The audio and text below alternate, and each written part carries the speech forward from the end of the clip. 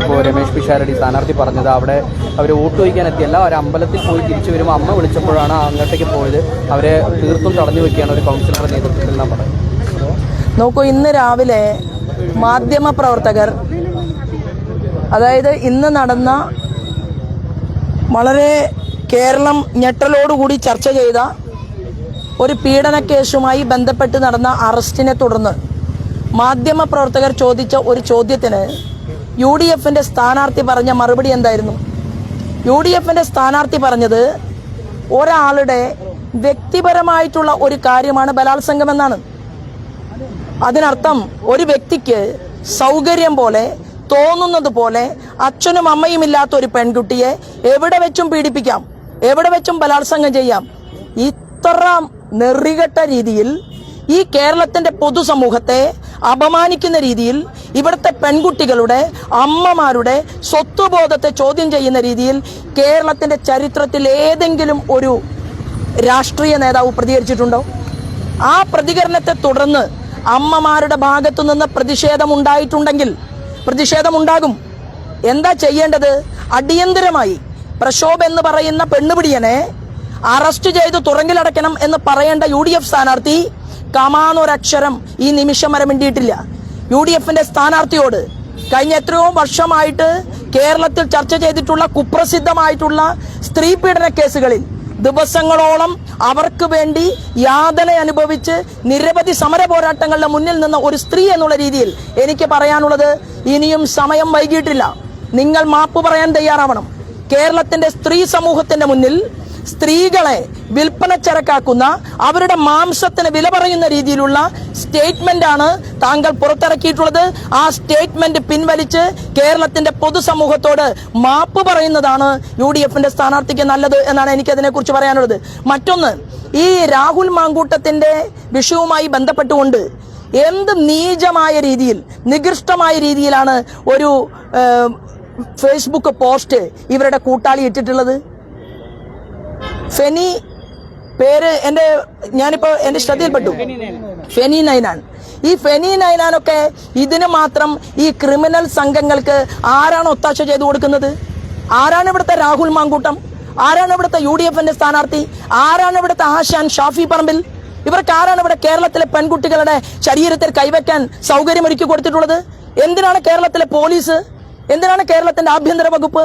ഇത്തരമൊരു സാഹചര്യം കേരളത്തിന്റെ മണ്ണിൽ ഉണ്ടായിട്ട് ഒരു പെൺകുട്ടിയെ നികൃഷ്ടമായി പീഡിപ്പിച്ചിട്ട് അത് ഞാൻ വേദനിക്കുന്നുവെന്ന് ഒരു വാക്ക് പോലും പറയാൻ തയ്യാറാകാതെ ഇപ്പൊ എന്താ പറയുന്നത്?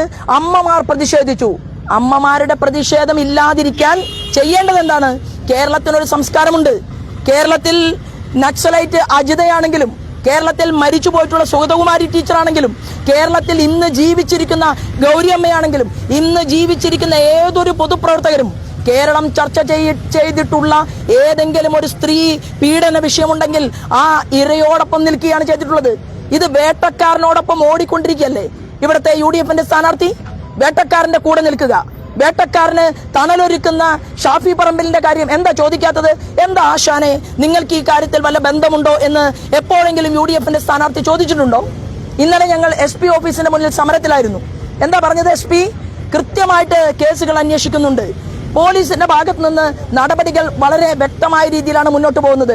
എന്നാൽ പിന്നെ എന്തുകൊണ്ടാണ് നിർഭയ കേസിനു ശേഷം ഒരു പെൺകുട്ടി, ഒരു അതിജീവിത, അവൾ ഒരു മൊഴി പറഞ്ഞാൽ ആ മൊഴി പൊതുസമൂഹത്തിന്റെ മുന്നിലാണെങ്കിൽ വ്യക്തമായി ആ മൊഴിയെ തുടർന്ന് ചോദ്യം ചെയ്യപ്പെടണം എന്നല്ലേ ഉള്ളത്?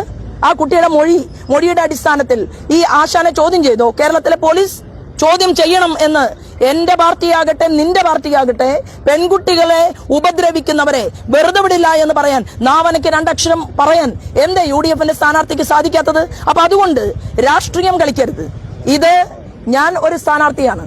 എന്നെ സംബന്ധിച്ച് രാഷ്ട്രീയവും തെരഞ്ഞെടുപ്പിലെ ജയവും അത് രണ്ടാമതാണ്. ഒന്നാമതായിട്ട് ഞാൻ പറയുന്നു, കേരളത്തിലെ പെൺകുട്ടികൾക്ക് ആരുമില്ല എന്നുള്ള ഒരു ബോധം വേണ്ട, ഒരു അന്യതാബോധവും ഇവിടുത്തെ പെൺകുട്ടികൾക്കില്ല. ഞങ്ങൾ ഇന്ന് ഇവിടുത്തെ ദേശീയ വിമൻ കമ്മീഷൻ ചെയർപേഴ്സണ് ഒരു പരാതി ഭാരതീയ ജനതാ പാർട്ടിയുടെ സംസ്ഥാന ജനറൽ സെക്രട്ടറി എന്നുള്ള രീതിയിൽ ഞാൻ കൈമാറിയിട്ടുണ്ട്. ഈ പെൺകുട്ടിയുമായി ബന്ധപ്പെട്ടുകൊണ്ടുള്ള പെൺകുട്ടിയുടെ മൊഴിയുടെ അടിസ്ഥാനത്തിൽ ഈ കേരളത്തിലെ പാലക്കാടിലെ ഇവിടുത്തെ പോലീസ് ഉദ്യോഗസ്ഥൻ എന്ത് നടപടിക്രമമാണ് സ്വീകരിച്ചിട്ടുള്ളത് എന്നതുൾപ്പെടെയുള്ള കാര്യങ്ങൾ ദേശീയ വനിതാ കമ്മീഷൻ അന്വേഷിക്കുമെന്ന് ഞങ്ങൾക്ക് ഉറപ്പുണ്ട്. ഈ രമേശ് പിഷാരടി പോലീസ് ഇടപെടുന്ന നടപടിയല്ല. അതിലിപ്പോ സ്ഥാനാർത്ഥിയെ തന്നുകൊണ്ട് നിങ്ങൾക്ക് ബി.ജെ.പിക്ക് തന്നെ ക്ഷീണമാവുകയുള്ളൂ. തെറ്റായ നടപടി എന്നുള്ള രീതിയിലല്ലോ പഞ്ചായത്ത് സ്ഥാനാർത്ഥി ഒരു സ്ഥലത്തേക്ക് തടസ്സപ്പെടുത്തി പറയുമ്പോൾ അത് ബി.ജെ.പിക്ക് ക്ഷീണമാവുന്ന രീതിയിലല്ലേ വരിക. പെണ്ണുപിടിയന്മാരെയും ആഭാസന്മാരെയും തോളിൽ കയറ്റി നടക്കുന്ന ഒരു സ്ഥാനാർത്ഥിയെ സംബന്ധിച്ച് പൊതുസമൂഹത്തിലെ അമ്മമാർ അതിനെതിരെ പ്രതികരിക്കും എന്ന് പറയുമ്പോൾ അത് മാധ്യമലോകം കാണേണ്ടത് ഒന്ന് ശുദ്ധത പഠിപ്പിക്കാൻ തയ്യാറാവുക. ഞങ്ങളെ സംബന്ധിച്ച് ഞങ്ങൾക്ക് എന്താ ക്ഷീണം? അല്ലല്ല, ഞങ്ങൾക്ക് എന്താ ക്ഷീണം? അദ്ദേഹം ഇപ്പൊ ഇന്ന് രാവിലെ രഞ്ജിത്തിന്റെ വിഷയത്തിലായാലും നിയമ നടപടി നടക്കട്ടെ, അതായത് നിയമത്തിന്റെ വഴിക്ക് പോട്ടെ, ഈ പെൺകുട്ടിക്ക്, അതായത് ഇരയായ പെൺകുട്ടിക്ക് നീതി ലഭിക്കട്ടെ എന്ന് തന്നെയാണ് പറഞ്ഞത്. അപ്പോ പോലീസിന്റെ നിയമത്തിന്റെ വഴിക്ക് പോട്ടെ എന്ന് പറഞ്ഞു. അപ്പോ ബലാത്സംഗം വ്യക്തിപരമാണ് എന്ന് പറഞ്ഞതോ? ചോദ്യത്തിന് ഉത്തരം പറയൂ. അല്ലല്ല, എന്താ പറഞ്ഞത്?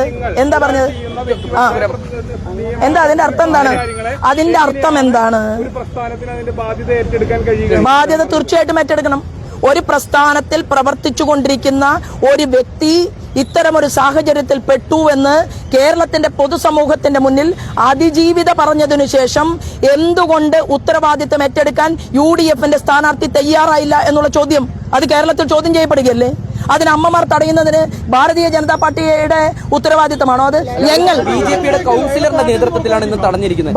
നോക്കൂ, വോട്ട് ചോദിക്കാൻ പോകുന്നെന്ന് പറഞ്ഞിട്ടാണ് അവിടെ തടഞ്ഞത്. വോട്ട് ചോദിക്കാൻ നോക്കൂ, ഒരു പ്രക്രിയയല്ല അത് ഞാൻ പറയാൻ ആഗ്രഹിക്കുന്നത് വോട്ട് ചോദിക്കാൻ വരുന്നതിനെ കുറിച്ചല്ല വിഷയം. ഇന്നലെ ആ കൗൺസിലർ ഉൾപ്പെടെ സമര പോരാട്ടത്തിലായിരുന്നു. SP ഓഫീസിന്റെ മുന്നിൽ ഞങ്ങളെല്ലാം തന്നെ മണിക്കൂറുകൾ നീണ്ട സമരരംഗത്തായിരുന്നു. നിങ്ങളിൽ പലരെയും അവിടെ കണ്ടില്ല എന്നുള്ളത് ഒരു യാഥാർത്ഥ്യമാണ്.